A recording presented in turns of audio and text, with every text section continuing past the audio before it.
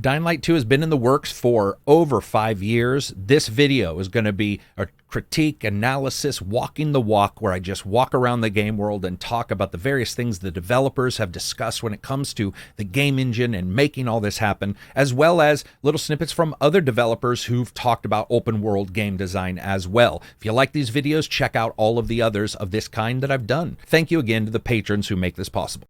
Dying Light 2, 5 years, a crazy amount of time. The C engine has really received a bunch of benefits from this amount of time, I think, especially being built. When you look at optimization, there's some issues there we're going to talk about, but just talking about world design for a second, walking around one of these locations that I've unlocked, and it's a main spot for the Bizarrians. That's one of their terms, which is basically the survivors of the game, not the peacekeepers themselves.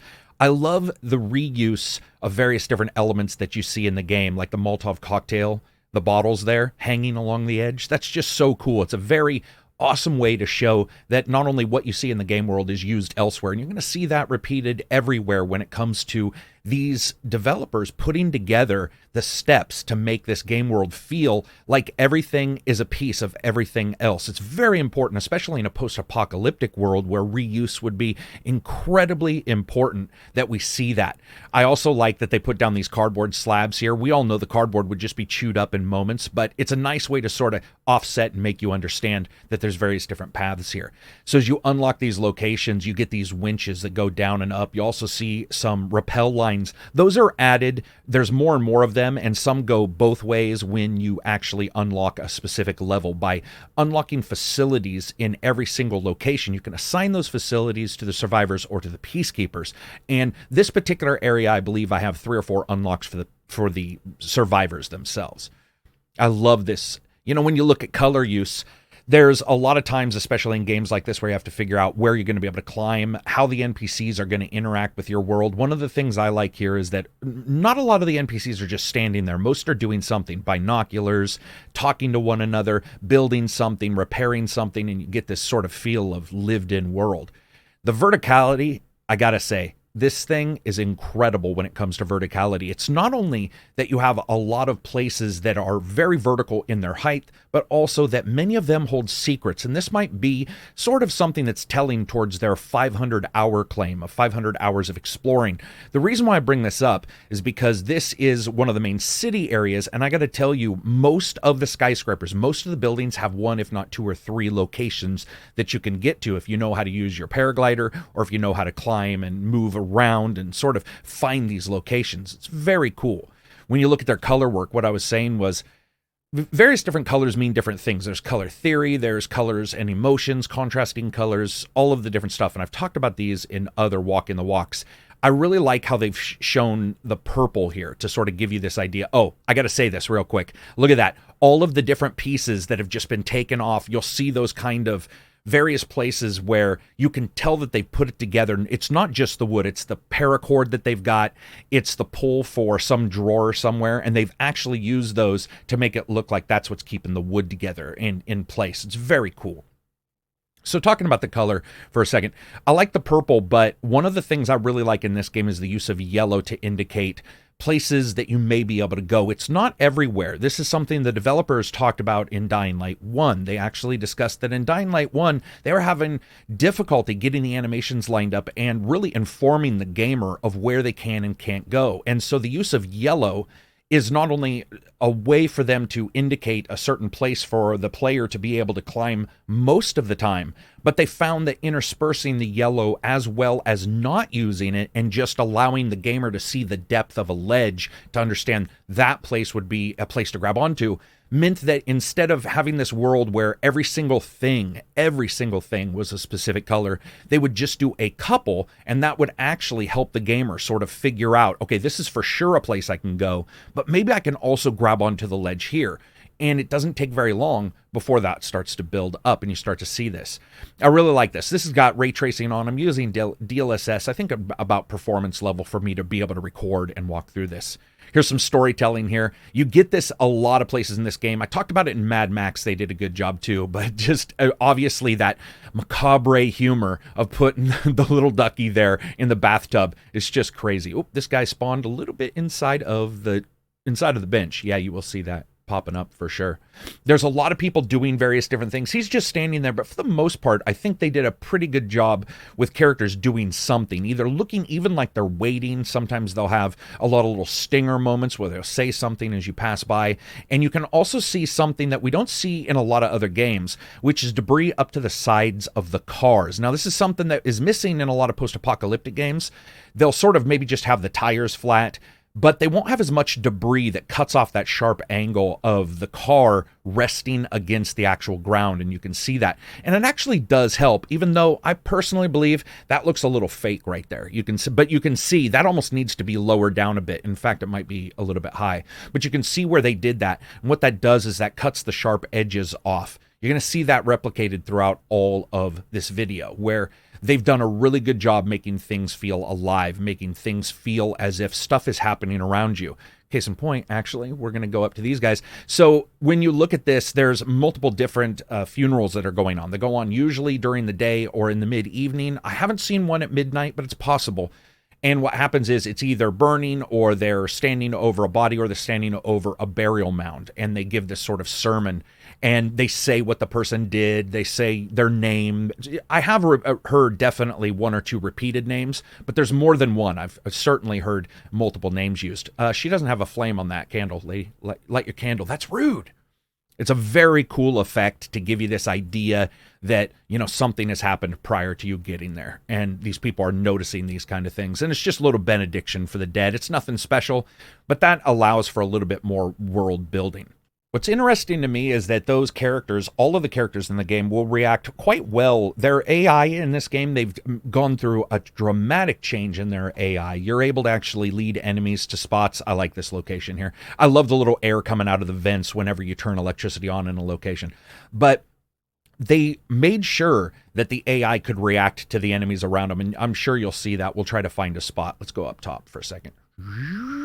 And you can see there the verticality, 3, 4, maybe 5 different locations that you can go to as we go back here. And you can see that all around. All this is explorable. Multiple different safe houses exist. I'm going to stay out of the map so I don't spoil anything for anybody. But it's nice to see just how much there is in this game. We have it so many times, whether it be Fallout, whether it be Mad Max, whether it be even GTA, multiple places can't be entered. What they've done here is they've interspersed places that you can't with places that you can at a far higher level than I think we've seen in a lot of other places. I also like, this is 20 years later, and you have to realize that not only is that reuse going to be something that happens, but a lot of people are asking, how did a plant or a tree grow here? That kind of stuff. I would suggest, if you get a chance, to go and look at any place that nature has reclaimed, and it takes a very small amount of time for dirt and grit on a roof to actually create a place for a plant to grow, or a place for a tree to grow. Perhaps some of the trees are a little bit big, but I like the look. I also like the look of these bars. Everything, of course, you got the UV. You'll also notice in every single entrance, super awesome idea to do this, but in every single entrance, it's a twisty, turny way to get into a location. Now, you could say that's because they wanted to make sure that you couldn't overburden the game, that they can remove some of the models that are running outside when you enter an inside cell like this, but it also gives you this feeling that it's there so that, you know, if a shambler gets up here, they're going to have a hard time getting in because they're not smart enough, and they would get caught in that UV light. All of these locations that everybody, you know, inhabits feels fairly lived in. It feels really good. I'm going to talk about sort of the Sherwood Forest locations that we see in this game. We see a lot of that Dark Ages kind of feel to everything, not only the way people are dressed, but a lot of locations, and in fact, a lot of the ways the NPCs talk. So I'll jet us over to another spot that's sort of like a medieval castle here in a bit. But you'll notice that all of these places have that very ramshackle look, and it works really well. But at the same time, you're looking at this post-apocalyptic, but if you look closely, they've got like the little carnival flags. They've got these things like a little bit of a celebration of life that somebody may have. I also noticed bits like this where the guy's eyes completely follow you when you get close. I actually did not notice this in the first couple hours playing, and then as I was running around doing the review video and trying to capture things, I noticed. I also like just the hodgepodge of items that guy's got there. It's a very cool feel to things. You just don't see a panel behind him with a bunch of the same copied item. Instead, you see all of these different things, sort of like a collector would actually have. It's got a really good draw distance too. It does have some pop in here and there that I'm sure you'll see as we walk through this, but it's a really cool idea for this game. I think they did a very good job with the world building. They certainly did do something different. I wasn't expecting, I guess, that Dark Ages kind of feel to a lot of these places, and it really sets it off color-wise. So this is the paraglider that you have.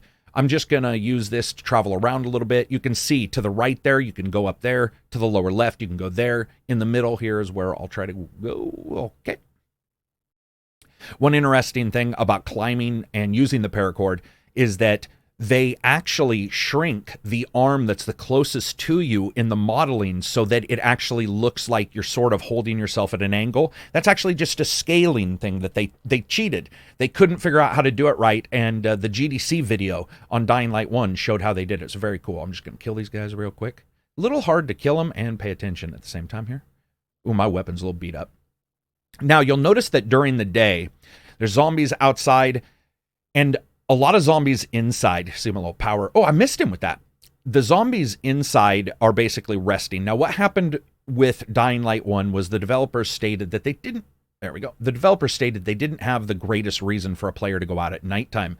So what the developers decided to do was give you sort of 4 quadrants. You have daytime and nighttime, inside and outside now. So during the day, the zombies are actually inside sleeping, most of them. Some get stuck out and get caught in the sun. You'll see that kind of stuff. Some don't.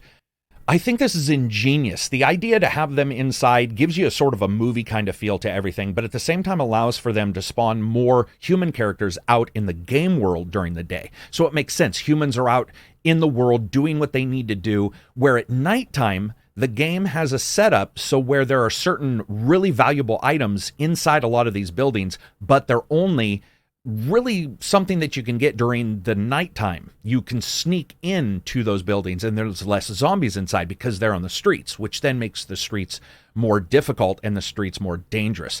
I think the idea for that is phenomenal. It is a really cool difference from a lot of other games that we see to where you feel this, and you can watch them, by the way. You can actually see them crawl out of windows or crawl into windows whenever you see the clock in the lower right hand break for dawn or dusk. It's very cool. A lot of these characters in here. The ray tracing looks very good. There's a couple issues here and there I've noticed with the ray tracing, but the C engine, they did a great job sort of making a game world. They used procedural generation for the game world itself. I'm just going to choke these guys out so I don't get attacked while talking here. Let me search him. I always like to search guys if I'm doing a video like this, if it's a resource gathering game, just in case, so that I have some healing stuff that I can make. So at night, during the day, differences there. When you jump in here, though, and you start to see the way everything is drawn and the way the C engine sort of does things, it looks pretty organic for what is considered to many a procedural world, but that's not exactly where it stopped. They use procedural generation as well as a system builder and a city builder. And they basically were able to put this city together with some randomness, but at the same time go in and originally author whatever they want to do. So these locations were set down, and then they could go and say, okay, we want to change this, we want to change this. A funny story that the developers discussed is the windmills. So these windmills that you'll see a lot of times, that's, is there, no, it might be up there. Nope, there's not a windmill there. But the windmills that you see in the game, one of the developers that used to develop games at Ubisoft came and started playing their game and was like, I've never seen these windmills. It looks completely off. It doesn't look anything like reality. What's funny is within just a couple miles of where the developer actually was working, these kind of windmills were there. And that's actually where they got the idea. And it was very cool to see them put that in because it has a different look. It does look like that Dark Ages mythology. One of the things that they've aimed for is a feeling of this world that after 20 years, there's a lot of different parts of society that have to come back, and windmills being one of the ways in which you can grind grain, you can do all kinds of stuff with a windmill. And the idea to use those is actually incredibly intelligent. It also then works in sort of a double-edged way for you to actually go and unlock those and assign them, basically give that power to one or the other group. One of the things you'll notice, you know what, I might try to take this guy down. Or maybe not. Yeah, so I had to skip forward. I forgot I was on hard difficulty, and that entire time I was getting waylaid there. So one of the things about the characters, the AI, the C engine, and how it handles things is the AI will retreat. The AI will take care of itself if it's a particular type of enemy. The human enemies for sure will retreat, and some of the zombies will definitely sort of try to start sidestepping you, especially if you do the same attack multiple times. I love this blood decal. It looks a little etched into the cement. It looks a little wrong, and I get that, but I sort of dig how it looks. But if you notice, it looks almost like it's sunk into the cement a little bit versus being on top of it. I don't know if that's on accident or what. Now, when it comes to stories, we talk about these tangential stories, these stories that are told by just items being in the game world, the rubber duck that was in that bed or in that bathtub. And when you start looking at these, you'll find these bodies just sitting around. They got their little UV light that looks like just a normal glow light. And you'll find these weapons that you can use one-offs. And that's actually pretty cool because you'll get in some battles where you can actually sort of tell what's going on as you come around a corner because you'll start to see bodies lined up and you'll start to realize. The blast mod, if you guys haven't played this game, basically what happens is some weapons end up charging up a particular attack and you can use that attack if you want against enemies. This one has blast mod. You can mod your weapon with 3 different things, the shaft itself, the mid part of the blade, and the tip, and you can sort of decide. And it's a walloper.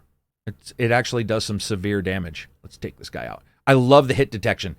Well, I don't love the hit detection, actually. Let me reverse that. I think it's pretty good hit detection. What I mean is I love the hit effect. You'll notice that the weapon actually stops on characters' bodies, and I think that that's very cool. There's a feeling of impact there. It jerks a little bit, and I'll probably show some slow motion when I do the review. So you'll see characters here that will come up, yep, there we go, and start to help you out if that battle was longer. What's interesting here is if you save more survivors and you give them more facilities, one of the coolest changes in the game is that if you raise up the survivors in a particular district, if you give them multiple windmills, you assign the facility to them, they will actually come and revive you when you are down. So you can actually be down, and one of the pluses is they will come and revive you. It totally gameplay changing. I'm sure somebody's going to be like, oh, the changes are only cosmetic. Bullshit. I mean, there's changes. There's everything from zip cords that change that you can go up and down.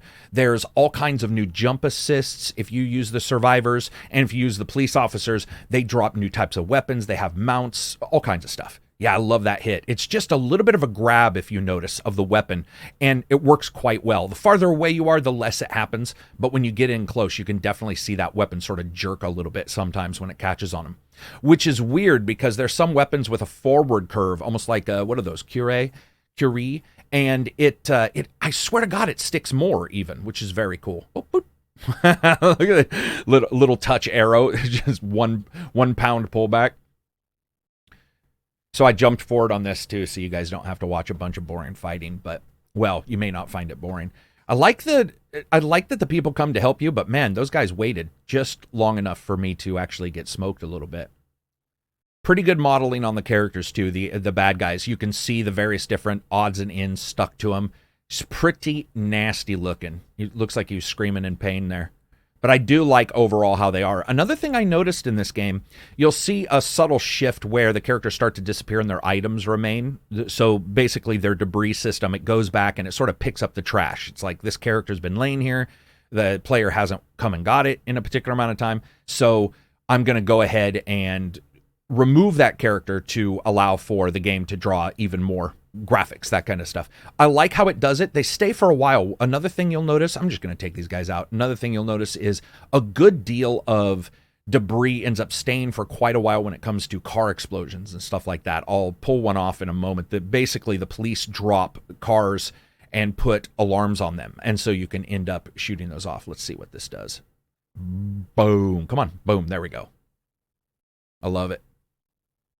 So when the developers were talking about how do you do the combat in this game versus Dying Light 1, one of the things they wanted to do was mix in the parkour. You probably won't see me pull it off as much because it's not necessarily a super long window, but sort of a short window there for pulling it off, and this weapon is really good. I'm just swinging it wildly. There are the ability for, oh, there he is. There's one burning in the sun. I love that. They come out to attack you, but then they'll start burning in the sun, which stuns them, and you can end up having sort of a number of bad guys that end up dying as they're attacking you. It's a very cool idea, and it works quite well. I love that smoke effect. Very cool smoke effect. You'll see cinders coming off of them. It's just a really good tell for a gamer if you're playing even now when I have the sound sort of turned down. It's a very easy way for you to identify exactly what's going on to some characters. This is just a gnarly... Whoops, ran out of stamina. This is just a gnarly weapon. It's an insane amount of damage. So I cut that right there so you guys didn't see a quest that popped up while I was doing this. When they decided to mix the parkour, they were like, how do we mix the parkour and everything? The ability for you to jump off of enemies, the ability for you to move more quickly, leap off of the top of things, smash down on top of enemies, ability for you to grapple a little bit stronger than you could in the original game, and really develop the parkour into the weapon and into the attack system. This was something that was hyper important for them. They talked about it in the original Dying Light as well, trying to make it work, and it didn't or wasn't as in-depth and as close and connected as it is in Dying Light 2. In Dying Light 2, you can do things like run along the side of a building, leap off and attack somebody. And once you get that skill, once you get those abilities, the parkour becomes this sort of second nature kind of thing where when you look at the way the game is, and if you think about zombies in particular being slow, then the idea of characters being able to parkour actually makes sense. That would be one of the pluses you have. You don't have a lot of bicycles laying around. You don't have horses. You don't have cars. So the ability for a player, a character, to move around in this particular way helps. Now, some people have asked, do you see any other people parkouring? Yes, you do. On quests, you for sure will see that. On quests, you'll see it a lot for the NPCs. When it comes to the actual characters that are along the game world, do you know, it's interesting. I didn't think I saw very much of it, but then once I started really paying attention, you do see it when a big battle occurs. You will see people leap up on a stuff, or when a player... NPC, runs away, you will see that. So you do actually see it. It's just that you don't see a lot of people out there stealing stuff like you're doing or going into buildings like you're doing, which I would like to see. We saw that in Far Cry Primal. We've seen it in other Far Cries where they do a good job. So going back into another location, I like that. And I like the choices of what they've sort of chosen to plant. I think the pumpkins is a crazy idea. Pumpkins are everywhere. I don't know if these guys just love Halloween or what, but I like how they've got these sort of segmented off areas and different vegetables growing, the pots, everything sort of building out from there. And also the rain collectors. If you'll notice, they have rain collectors everywhere. Everything from cups to jugs. It doesn't matter. That's super important. And this comes up in the game itself, water and food. Food is actually not as difficult to come into as water, obviously, and a person dies far more quickly from water. I wanted to get that alert about the skill system off. I really think this is awesome, the way they put everything together. Everything just has that really cool ramshackle, this was used for something else, but now it's here kind of look to everything. All the characters have stingers, or all the NPCs do. They will repeat themselves for sure, but one of the things you'll notice in this game is a bit of remything, meaning if a myth existed prior to the fall, what has actually happened is you'll hear a couple myths. They'll be like, oh, this guy did this, and they're not always talking about Aiden. Many times they are, but they'll tell stories, and you start to pick up that they're almost like stories that are redone of the fairy tales we have. There's only a couple times where I've noticed this, but I'll try to find a group of people sitting around a campfire, and sometimes that happens. A scarecrow there. It's very cool. Like I said, pumpkins. I don't know what these guys' freak on is for pumpkins, but maybe it's coming up to Halloween. It's just a really cool setup for everything here. I absolutely dig the look. And every single one of the districts looks somewhat unique. It will definitely look somewhat the same because it is a city, but what you'll see is, and I'll go to one of the, lower income areas, you'll definitely see some changes there as well. The original Dying Light, the developers had stated, it had a lot of systems for tracking where people could grab, how to do that. They did a lot of work for the traversal, but the idea of putting the paraglider in here and some other stuff that you can get later, I think that really did adjust what you see on some of these areas where, 7 stories up, you see an opening and it sort of triggers your brain. It's like, oh, I can go there. And that verticality, the sense of verticality is completely heightened in this game versus many other, as you can see right here. The idea that you can jump over into that other house, multiple spots, in fact, right there, and not know what's inside, but feel like it is a new place, a place to explore, that's a profound change from what we see in a lot of other games. Not everyone, but it certainly does punch a bit above its weight when it comes down to it. I'm going to take some of these guys out. And another thing I like, this is obviously gamified, but one of the things that you will notice is that a lot of the locations that you can go to in buildings have an in and an out point. They do not have just one area to go into. Some of the dark spawn locations, they many times will have one. But the reason why they have two is so that you can keep the parkour going. So for example, if I run in here, I can run past all these guys and leap out those far doors. Another thing they did with the C engine is they tried to add and adjust a modifier to add side speed for the player when they bump into something so they don't stop on enemies all the time. So what you will see if you're running past a zombie, the game actually adds momentum forward and to a side to get you past a character without bumping into them. It's very cool. So imagine a little bit the way some pillars are made near places with heavy seas in sort of a triangular point. And so what happens is as you get closer and closer to that enemy, if you're running full speed, the game does this thing where it sort of slightly pushes you to the right or left if you haven't hit an attack button in a particular amount of time to indicate that you want to take them out. Whoops. Oh, lucky I got him. And this is on purpose that these enemies are this profoundly sleepy. One of the things they wanted is for people to understand that the higher the zombies, these guys are fine. You can take them out quite easy. But when you go into the dark spawn areas where there's a bunch of zombies, and you're going to see a small color shift there as I switch over to FSR. One of the problems with trying to do a walkthrough as I'm playing at the same time is if there's graphics drops or FPS drops, I want to sort of make sure those are minimized so people don't get sick. It's one of the things that they have improved in this game tremendously. They've looked into motion sickness and what happens. So here's a guy who's beating somebody up. Let's take him out. Oh, whoa, I missed him. Oh, he dodged. Not that time. Dodge that. Dead. Bandit caught. Not necessarily caught. So that is an event kind of situation. He was beating this person to... Are you okay, dude? Nope, he's dead. Wow. You'll see that happen a lot in the game. Bandits will get out. You'll see the police officers go after the bandits. You'll see zombies go after the bandits. You can actually lead zombies into bandit groups. You can't necessarily get them into bandit caves or anything like that because UV rays will stop the zombies from doing so. But if they're out on the side of the street, you can easily throw fireworks in a group of the rebels, a group of the bad guys, and watch the enemies go running towards them. Let's see if we draw anybody. Oh, I didn't even see that. Didn't even see that coming in. Damn. What did that guy trip on? Oh, your head's gone. A lot of dismemberment in the game. Oh, man, this weapon's so slow, but it does some damage. Oh, he threw another one. I do like that, even though I'm not prepared for it while we're doing this. I love the idea that there's so much ballistics in the game. You can pick up bricks, you can pick up the spears, you of course can get, I don't want to say some things you can get because they'd be considered spoilish, but you can get a lot of different items that you can go ahead and throw. And here's some more of that storytelling here where you're like, what exactly happened? Now, if you look, that's a cage that they keep prisoners in. And so you're just sort of like, was there a prisoner in there? You don't know, but it's on its side. Those two guys are dead, and they usually are the ones who collect prisoners.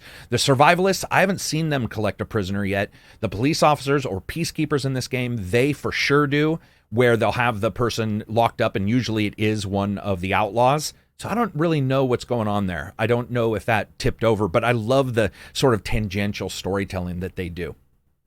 They also invented a jump assist, which I think is very cool here.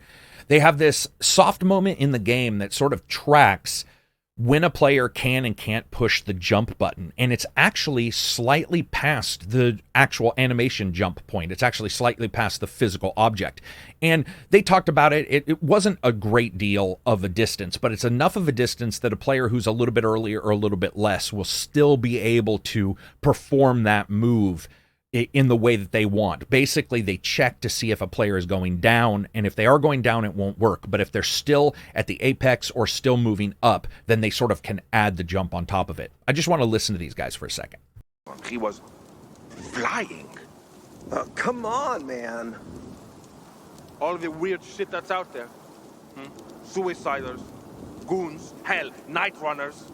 Who says a man can't fly? For a tick. And no way Jack and Joe can stand up to that. I heard he was a pilgrim. They is nuts. Peyton, Aaron, something. That couldn't have been more perfectly timed. here's a cool thing that these guys did. If you go into a spot where you haven't done a ton of work, a lot of times these stories will not actually know you're Aiden. And I think that's cool. I'm in a farther place in the city, and so these characters actually don't know I'm Aiden. Now, if I go back to where the survivalists are at the starting of the game, and I sit down, they almost always know I'm Aiden, and multiple characters will say something to you. I think that's very cool, and it's something that, if that's not on purpose, I'm the luckiest gamer in the world, because it has just never happened where I've been in a newer place and somebody's been like, "Sup, Aiden," unless I'm in one of the major locations where I have done some work. I think that's very cool. I'm assuming it checks some kind of reputation that you have within the city and within that district, but that's a step that I really enjoy. Now, you can see some purple here, a couple places of purple, talking about color for a second. The UV of purple, the idea that purple in this game in particular means safety, is something that's carried over, of course, from Dying Light 1, which we saw there as well. What I do like about this game is there's multiple places that you can go, and you have sort of side bases. They have no people in them, they have nothing, but yep, and here's one. You go in, you basically start a generator that's in there, and this is, they call them the Night Runners, but it's basically a group of people sort of like yourself, and they have generators in these locations, and you can make it safe for you to sleep. I like that idea where it's not just in the main bases, even though when you look especially at post-apocalyptic stuff, power is within numbers, but they have these spots that are sort of safe just for you to find and use in case something bad happens. I'm going to jump over here and look at these enemies. A little bit of hopscotch in there. Texture work is really off the hook. They did a great job on this. I think the texture work overall is just great. The way everything feels aged exactly like I would expect. I may go over there. I may rest. We'll have to see here.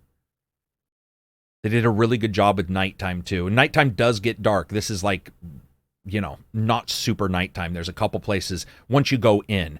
When you're outside, most of the time the moon is full and you're seeing the full, you know, day, blue nighttime. One of the things that happens in the game also is you do have a weather system. I don't know if it'll happen in this, but there is rain in the game. I know a lot of people who've seen trailers of this and they're like, does it ever rain? It absolutely rains in the game. It is something that you see, and it does change the way everything looks. It's very cool. So I rested and I jumped to a new location so you guys can see. I'm a little nervous that was going to pop a quest.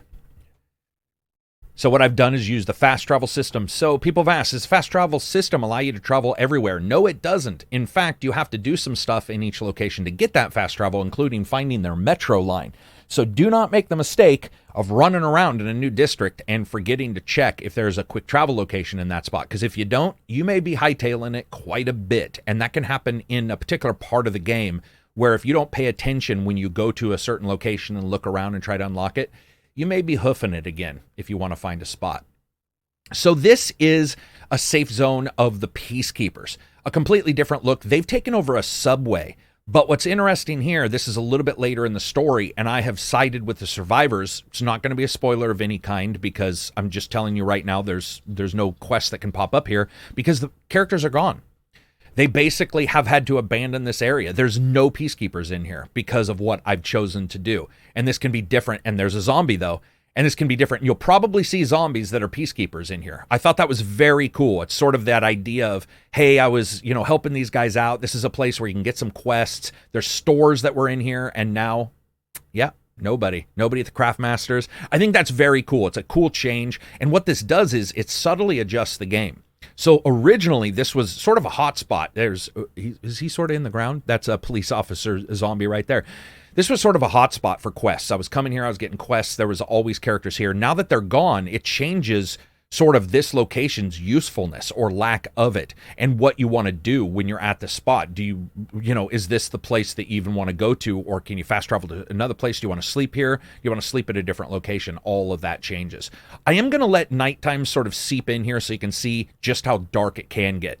So if you look there, they did a great job with the saturation. They sort of bleed away a lot of that light, and it's actually, depending on your screen, depending on what you have. For me, I have an OLED. It's very dark in the shadows here. And without that light, it really does work. There's a howler. So those guys I love that effect, the smoke coming out of their mouths. Basically, they've been chemically altered. They were normal zombies, and then humanity went to try to wipe them out with various different chemical weapons, and some of them modified them, and now they basically scream to attract others. So I've got into this UV. You can, of course, see that, I mean, it's not a secret in the game that Aiden, everybody in the city technically is infected, and so staying in the darkness for a particular amount of time can cause Aiden to turn, and you don't want to do that. It's, by the way, I want to make sure people know that mechanic isn't very hard to get around, so don't worry too much about it. And here is just how dark it can get when you see, and I dig that. You turn that light on, it's just like, boom, sup, bitches. It's very cool. Let's take this winch up. So most of the winches, not all, but most of the winches take you to a safe spot. So what will happen is a howler will call enemies, the enemies will chase you, and you will have to find a safe spot. Basically what I tell people is look at the UV light. If you can't see purple somewhere, just run along the street. Most likely you'll find a winch, and that winch will almost always take you to a spot. There's the medieval kind of feeling. It looks like a Disneyland picture. I love this different change. It makes the game feel like something that we just haven't experienced that much before. It's got a very cool feeling. I'm also a big fan of Homefront Revolution, even though it didn't review well. I thought their idea of bases for the renegades at that time or the outlaws was very cool, and did a good job making everything look built in, making it look like the past and the future have sort of come together, which is definitely what this game does. And let's listen to some music. Aiden, you're a fucking hero. You know that? But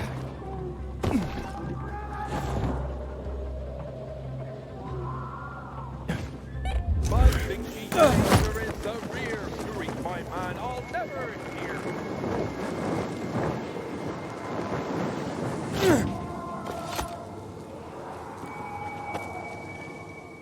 I wanted you guys to hear not only the music, but the sound effects. One of the things I noticed while playing the game is they've got sort of an ambient layer of static effects that go off, and a lot of times it doesn't actually get replicated in the game, meaning you'll hear somebody scream, you'll hear a fight, and you won't necessarily be able to find it. That's sort of something I wasn't expecting and a little bit disappointing.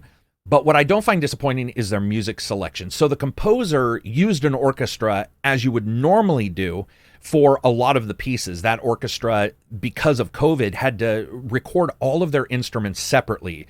So all their woodwinds were separate from their strings, and he later went in and sort of merged everything together.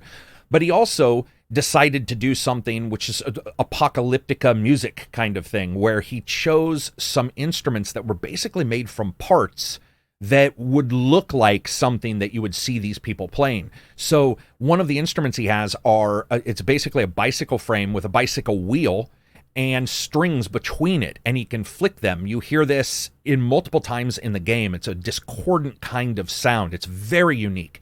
And you actually hear it at different times where he spins the wheel and it causes this vroom sound.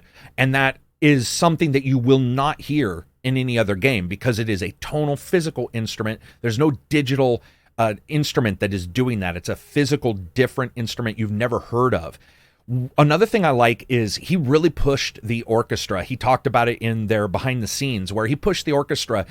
If you watch the video, they're going balls out on some of these instruments. Insanely fast, especially in the battle sections. Very, very quick, very tense kind of feeling to the orchestra pieces, and then the ability with all of them separate, no feeding into one another, he was able to then pick pieces out and put them together for the arrangement. Now, whether you like this soundtrack or not, I gotta say, I enjoyed it for just how unique it is. It is something that you really won't hear. At the starting of that sample, as I was playing, you probably heard that da-dun, da-da. It sounds a little bit like again, a fantasy kind of thing, like horses, knights riding into a castle after a success. And that also offers that Dark Ages, that medieval kind of look there. Hey, how you doing? These two are just getting it on. And you will, whoa, hey, what's up? You will definitely see this. When it comes to the characters at different places, depending on the different time of day, they do move around. They do come and go, which I actually like. I have seen a lot of open world games still do this, where the characters just sort of stay there all the time, no matter what. Now, store owners, they do, for the most part, stick. But one of the things you will notice is that if you, in fact, I'll just do it. If you sleep and come back, usually you will see a completely different makeup of characters in that area. Once again, you see all of these different, it's all vegetable products. You don't see any real meats anywhere. I haven't seen, well, yeah, there is something. I don't want to say it. So I'll go to sleep here. We'll wake up and we'll go downstairs and we'll sort of look at this.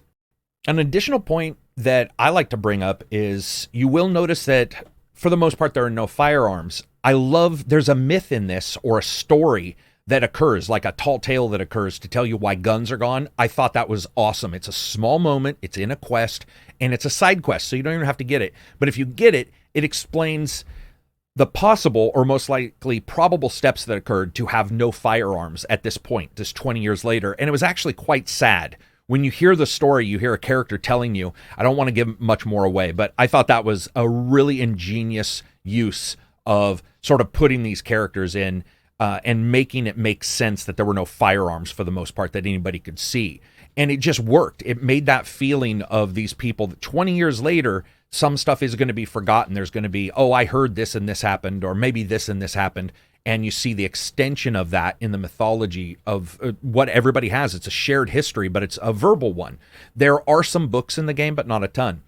Also, I like that they move around the hins. I didn't even realize that, but there's hins above some of the store keeps, and they'll change locations. Most likely, it has to do either with them pretending they're being eaten or possibly getting eggs in the morning. I thought that was very cool.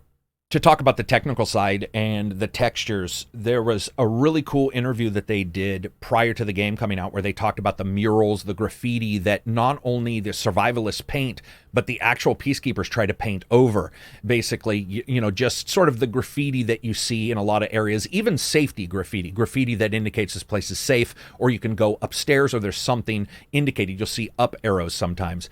And the artists actually went and looked at real graffiti and how graffiti ages over 10, 15, 20 years, because some graffiti we've seen, I mean, there's graffiti from, you know, ancient Greece where there's stuff on stone where you can basically look at it and, you know, figure out that this was something somebody wrote on the edge of the building or somebody chiseled, that kind of stuff. So what they did here was they went and looked and sort of made sure that all the graffiti looks, if it's new, it's newer, and if it's not, that faded look to everything. And you go, ooh, I did not mean to take that jump. That sucked. How much health did that take off? Let's just run away. Dropping down does end up putting some audio out to the sides and will alert people. Can't get there. I can hear somebody over here getting, was he getting, oh, yep, getting attacked. I always accidentally swing my weapon when I first pull it out. It's like a premature aweapilation. Let me, so that's your horn caller. Basically, they're using the old style horns from World War I, where they basically wind it, and it causes this horrendous, nasty sound that alerts everybody. And of course, you always have to steal. If the bandits are there, if you kill them, you always got to take their shit. You can see here definitely the more rustic look of everything. I can climb up that. Yep. So we'll go up top. And sort of once again, you see that separation, that double horizon.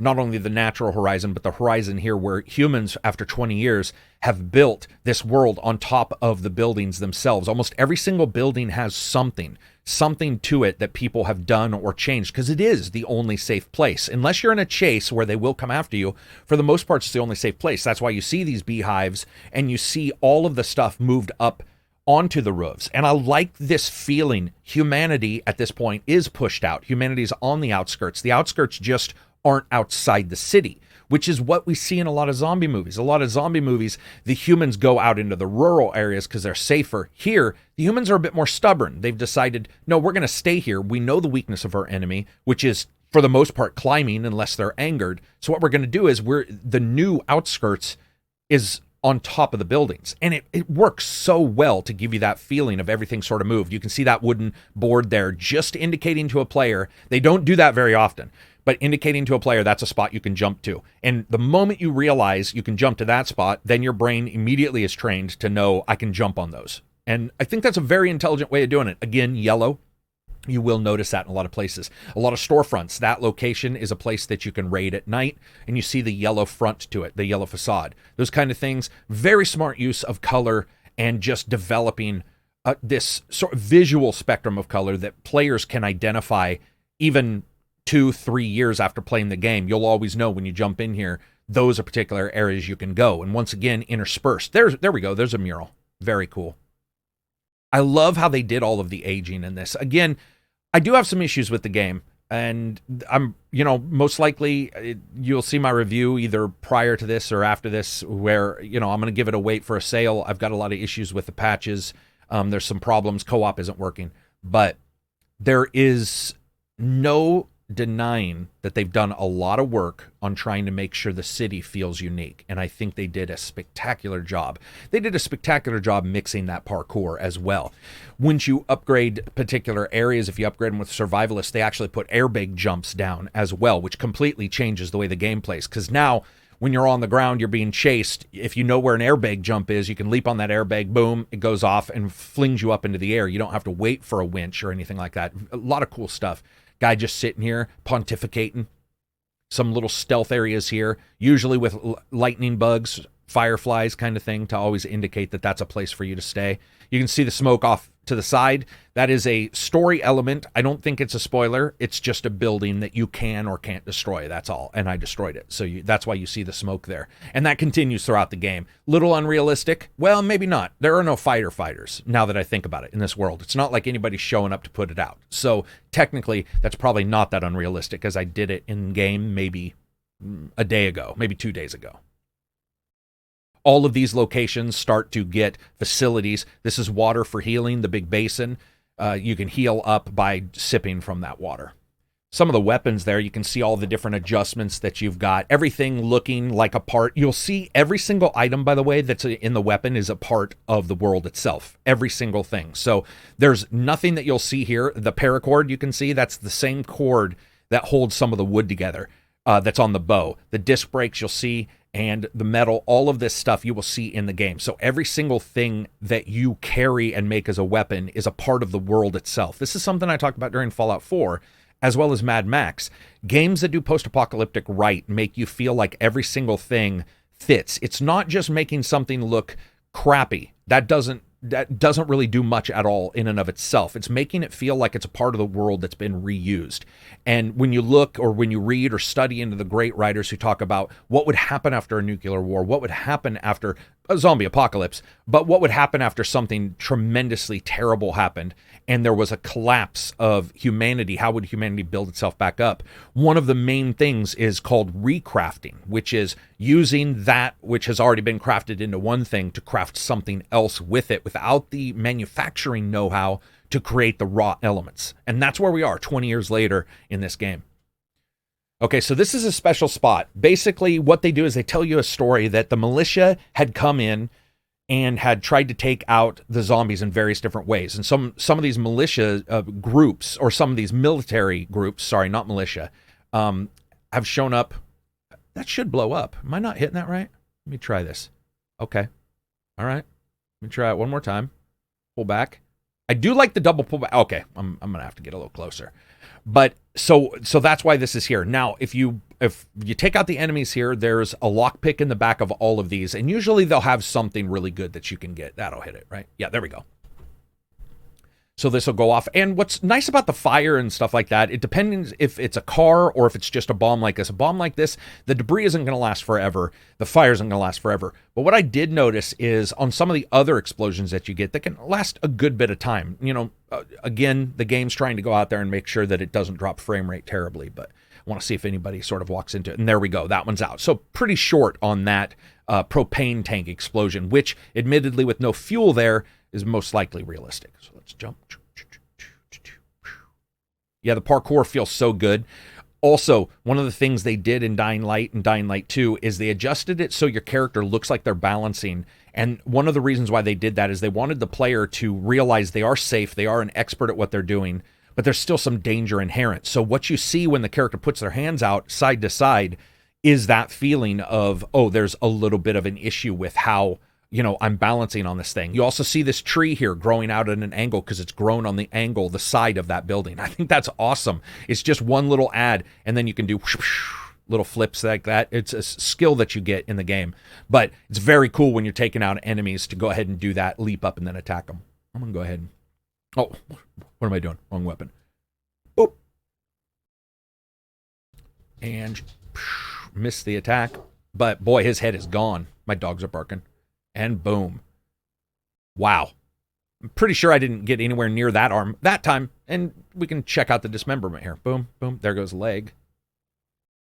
And again, if you look closely, you can see the weapon actually stopping at the body for just a second. Very cool effect. It's something that we don't see in a lot of games that people complain about the combat. When people complain about the combat, one of the things missing is that. This is something that, if you guys watch the podcast, we had Victor Magnuson, a developer who works at Fat Shark, and he developed Vermintide. And it's one of the things he talked about in Vermintide is how do you do hit effect? How do you do hit effect and make it still feel like it's fast and that it's not janky, that it's not stuttery?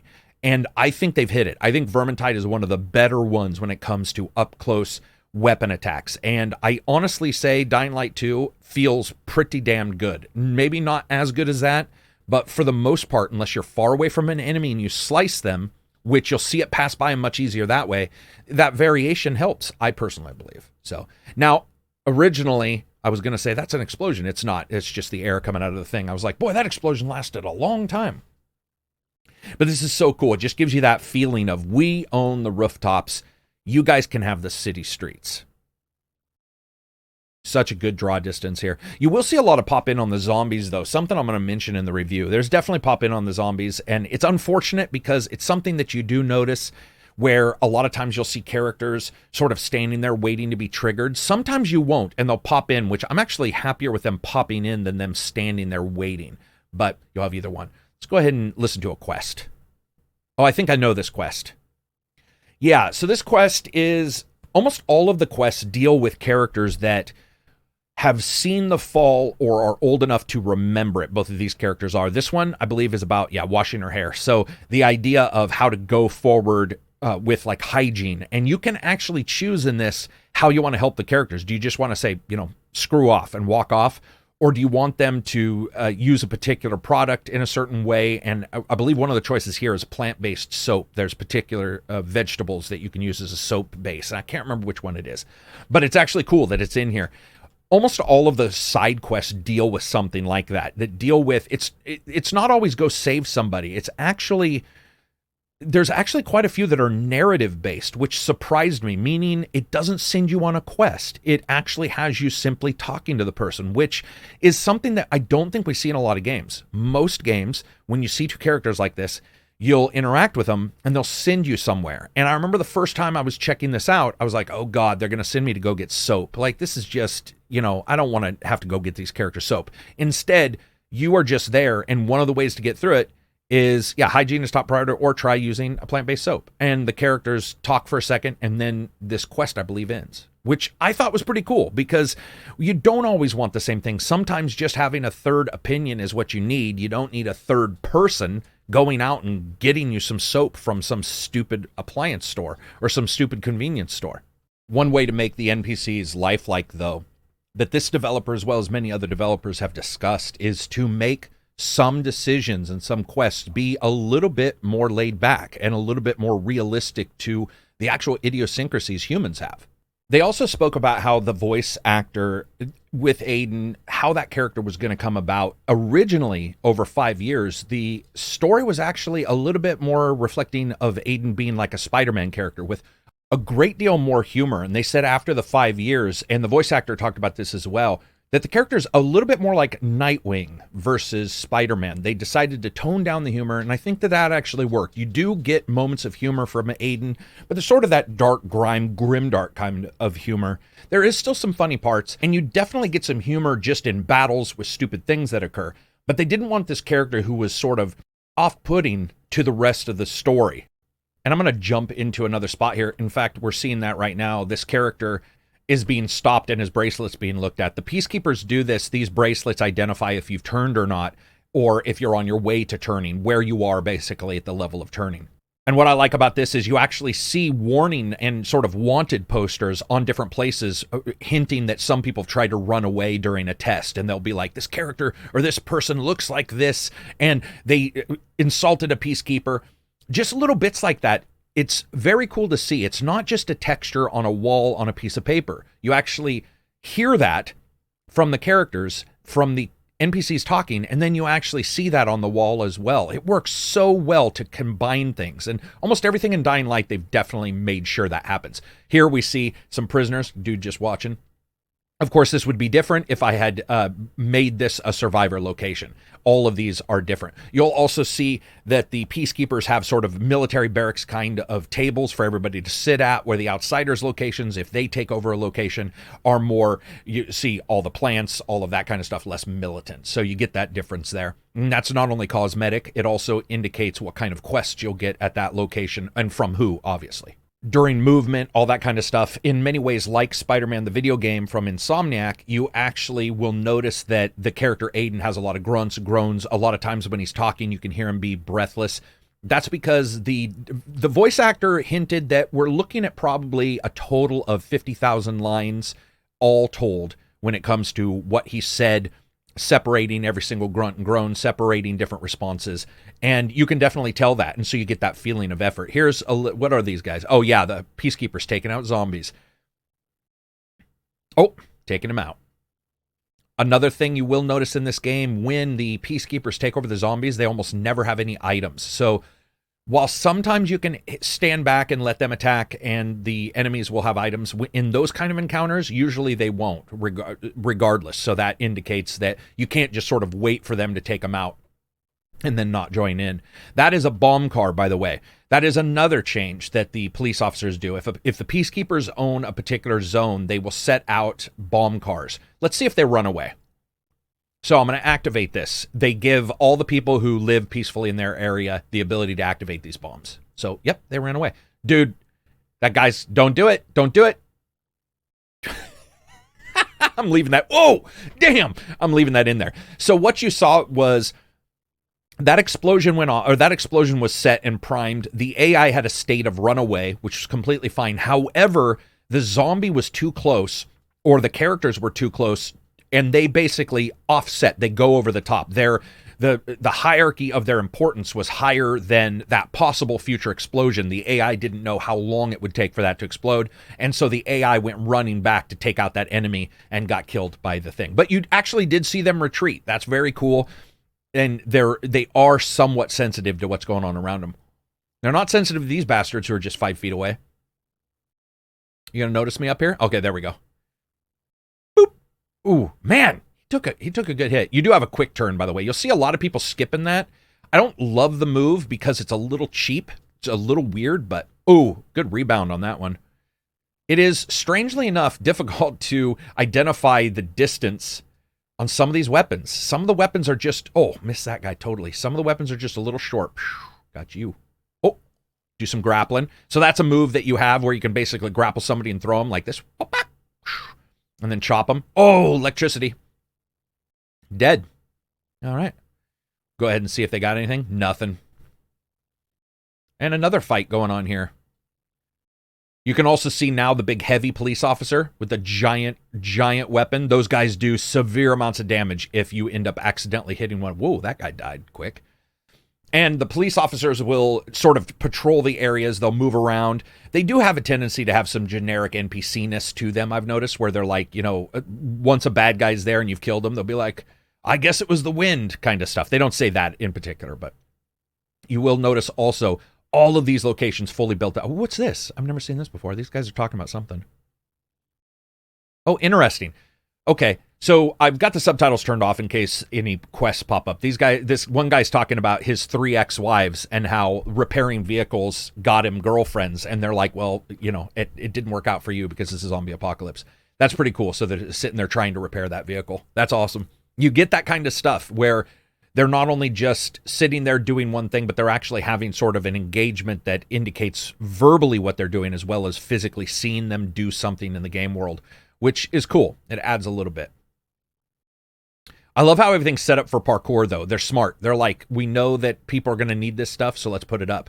Also, when you go up a certain amount of levels with the peacekeepers, they will make the lamps explosive. You'll be able to basically hit the lamps that are swinging, and they'll be filled with an explosive. It'll drop down into zombie areas and blow them up. I'm sure people are going to say that the changes to the world are cosmetic, but they're not. I mean, there's so many gameplay changes. If you're playing it on easy, you're not going to notice this as much because you're not going to be attuned. That's one of the things about playing some of these games on easy that I've seen people have an issue with, is that your brain isn't picking up anything because it doesn't need to, right? You can just hammer and slash and punch. You don't need to worry. But if you put this on medium or hard, those things become vital. When you're in a chase and there's 3-4 waves of chasers after you, having something like that is vital, and you will notice it. So be aware when you're playing the game. Try to play this on medium or hard difficulty. I love that little just burst of fire. Speaking of the stories and the NPCs and the player character, the developers were talking about Dying Light number 1 and some of the things that they wanted to change. One of the things they had with Dying Light number 1 was one of the particular quests that you were in. You had the ability to basically do what the main character wanted to do, but the player couldn't have a choice. The choice sort of hinged on the story that was being told. And this involved destroying a huge shipment of the medication. And the developers were like, this is something we do not want to have happen. We do not want the player to sort of be hinging on this absolute, that the characterization that we put together should be freeform for the player. So when they were making Dying Light 2, they went out of their way to make sure that the choices that really are impactful, almost all of them are based on whatever the player chooses to do. They're not driven. Even at a major story element, they're not driven. And you definitely see that. Later on in the game, there's some choices that you get to choose. And I got to tell you, there's some times where you're like, neither one of these choices is like exactly what I'm hoping for, but they're driven by the story's plot points and not the story's characterization of Aiden. That's driven by you.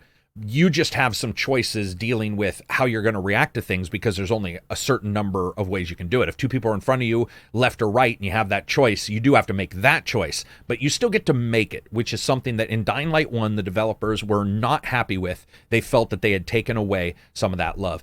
This feels just like Primal to me. Also, some more story development here with the kids' park. All the swing chain is gone.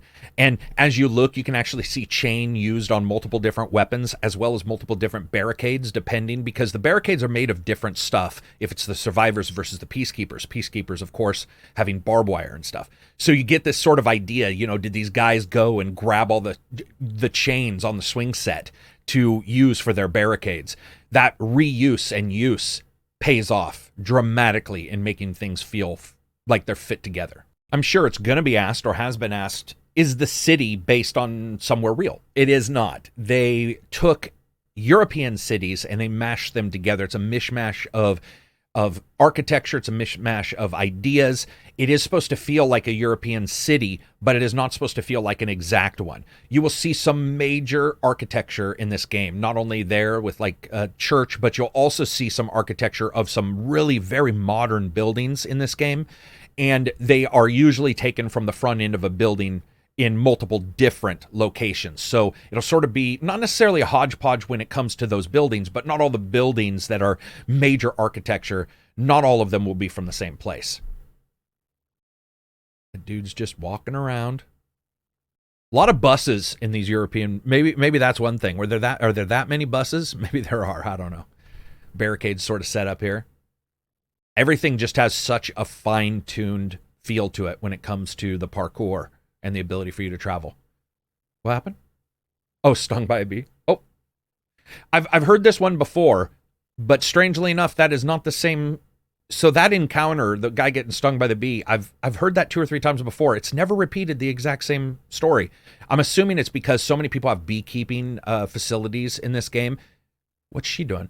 I haven't seen this one before either. Oh, whittling him a weapon of some kind. And these are the things that I've noticed in this game. It reminds me a bit more of the top-end, top-tier AAA open-world games than it does the B level. A lot of times in AA or B, they don't have enough money to have voiceovers for all the characters doing stuff. In this game, there are for sure characters that you will meet that don't say anything. But there's far more that do, and they talk about what they're doing, and I think that helps. It aids it a little bit in feeling like a fleshed out place, in the same way that a voiceover helps something feel a little bit more fleshed out versus a text that's written in, let's say, an RPG. And I think that does work. We definitely notice multiple places in this game where characters do that kind of stuff, and we'll have some weird thing that they're talking about, some myth that they're explaining, some bad situation that they're talking about. Looks like some characters over here You know what we could do? Could sit down again and see what these characters are talking about. Oh, he's just starting the fire this time. Interesting. So normally the fires are started, but because it is closer to afternoon, they're starting the fire. I don't think I've seen that either. So that's cool. They definitely have differences. Most of the time that fire is completely going. Boom. That is a highly dangerous move. That is bad for your back. That's all I'm saying. Did a great job with all of these locations, the murals, the way the city isn't perfectly aligned. In fact, one of the things you will notice, and this surprised me, if you go into most of the Outsiders locations, their doors are curved. They're not straight boards used for the door frame. Many times they're slightly bent or slightly bowed. And it sounds like such a small thing, but it helps aid it in that feeling of everything just being put together with whatever the person has around them. Just on fire. Bye-bye. Zombies just don't care about their friends, though, during the day. And I love that they'll get burned. If you get them out too far in the daytime, they'll get burned. It's very cool. The only problem with this game is, and I'm lucky, I haven't had any crashes, but I have a lot of, like, fallen through the ground a couple times. Luckily, that hasn't happened here. I'll have to cut it if it does. But I'll tell you guys if that kind of thing happens. It just hasn't happened yet. There we go. We're just going to take these dudes out real quick. Oh. Grapple time. Right in the ass. Man, that's got to suck. Oh. Got that perfect parry. There we go. I'm getting a little bit more in tune with it. Bang. Oh, he blocked me. Sucker. One of the things that's awesome, Aiden doesn't do any martial arts. His front kick is just sloppy. He's just like, bleh, and he spits it out there, and his grapple is amazing. It's just like there's no technique to it. He's like, I'm going to grab the other dude, and I'm going to push him the way he was already going. That's it. It's got that really guttural feeling. It's not John Wick, right? It's Joseph Pick, his cousin. His cousin that doesn't know how to fight very well at all, but is pretty robust. What's this guy talking about? This is sort of creepy. Sometimes you just find that guy talking about God who's staring at a generator. He's just like, some people say that there's a God out there watching over everything. And you're like, I don't know if there is, but you're creeping me out, dude. In a lot of the Walking the Walks, I talk about stamina and the fact that a lot of the characters, especially when you start out, they feel like they have, the stamina of somebody who's just eating nothing but donuts and smoking cigarettes. You definitely have that with Aiden. When you start the game, Aiden has little granny hands. This dude can't hold on to anything for longer than like 4 seconds. It's ridiculous. Aha. So I've jumped ahead. It's the next day. I wanted to do this for you, show you some rain, show you some different weather. And I've just now unlocked not only a location for one of the districts, but also one of the windmills so that you guys can see this. And this is the windmill that I've just unlocked here. I had to jump forward just for a second so you guys didn't see a quest pop up.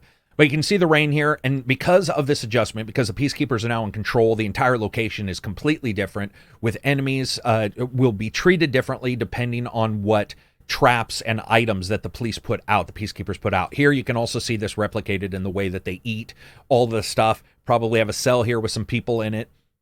And it changes the location and the safety around the location as well. It'll add, for these guys, I believe I have like electricity unlocked for these guys, as well as car bombs and the razor guns, I believe I have. So for each side, you have a particular number of unlocks. I think it's 8 or 10 that you can unlock here. But I just wanted to show you guys the rain, show you guys some of the weather. The weather does change. It changes at a very slow pace, meaning from what I've found at least, you don't see a lot of changes day to day. It's almost like 2, 3, 4 days of summer or fall, and then 2 or 3 or 4 days of rain, and then it sort of resets back, which I thought was pretty cool. I actually do like that it does that because, like I said, originally there were some questions, do we see this kind of weather? And we certainly do. The weather effect I've noticed, though, on the character's visor, I'm not a huge fan of. It sort of becomes blurry, and I'm not necessarily in love with that. But overall, I do like that very gray look. Look at that.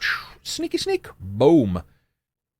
I love that truck sort of dug down in the dirt, front wheels dug down, and we can probably do some investigating. This is a little bit more of a vertical area that I've gone to here.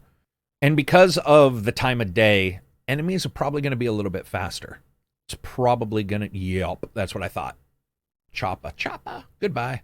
Laser and fire. You always got to do that, right? One of the great things about the weapon mods is you can do that. The haft can have a different attack than the tip. So you can have fire and poison. You can have electricity, freezing. You can do all of those. You can have bleeding. You can have multiple attributes you can assign to the weapons. And you can always get at least 2, which is very cool. What is this? Oh, yeah. Awesome. See that wind blowing here? Oh, and a guard. Here we go. So this is what I was talking about.